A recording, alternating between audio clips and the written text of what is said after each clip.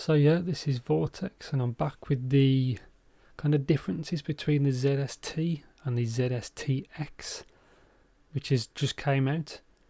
And to be honest, there's not much between them. And this video applies for the ZSN Pro and the ZSN Pro X because they're both of the same treatment, shall we say. So they've used an older model and changed one part, which is the dynamic driver, and badged it as an X model. But to be honest, there isn't that much difference. But I'll get to the cables. The cables on the ZSN Pro X, as you'll see my previous review, the cable is pretty good for the price. I can't really fault that. The old ZST cable was kind of bad, to be honest. But as you can see, what I'm showing now is just basically the general shape, which leads me into the comfort. The comfort on both of these is good. And as you can see from the shape, they're exactly the same. They both have a little like lip on the nozzle to keep the tips on. The fitment is, I can't really fault the comfort. Considering it's an older model, it fits me perfectly fine. See, as you can see in the video, they look exactly the same. No issues at all. And I'm gonna get to sensitivity, because I had to go through these back to back to tell any difference. And I used the same cable, and I used the same player, which was the Shanling MO or the M0. I wanted to keep and the same tracks, so I wanted to keep it like for like. And the newer one, the X model, seems to be slightly easier to power, so it was slightly louder, but not really that much difference. And because it was louder at the same volume, it sounds extremely similar. The only difference I could find was probably in the lows. It seemed to be the new dynamic driver, as I'm showing you now, is like the older one in the ZST. The new one obviously uses a different driver, as you can see there.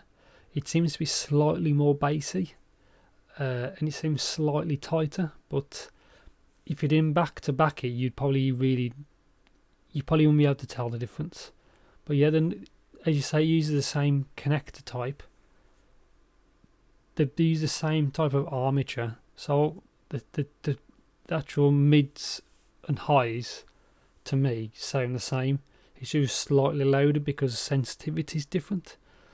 Maybe they've had to change the crossover, I'm not sure, but apart from like the highs, to me sound pretty much exactly the same.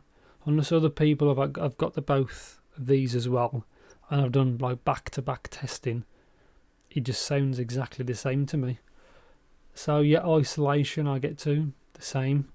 Imaging probably slightly better on the newer one, but only because it was bright at the same volume. If I lowered the volume, it sounded the same. I couldn't really tell any difference.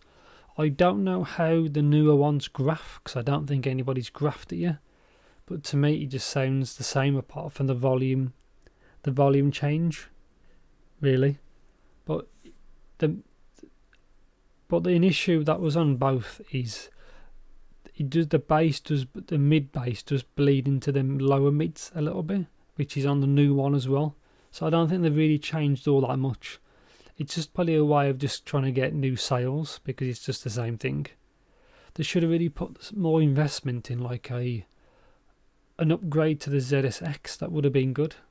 I know CCA have done that with the CA16 model, which is probably one of the best I've tried from the KZ CCA group.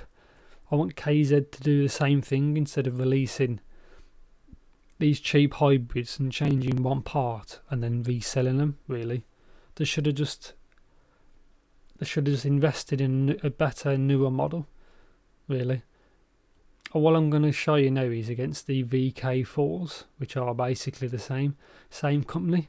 The VK4 is probably the better bet because it's less V-shaped, and the VK4 on the left is probably my best bet for the cheapest ones. And I think that's it. I can't really say anything else because these are so similar between the X and non-X. And yeah, if you like what I do, give me a like. a subscribe. Thanks for watching and take care.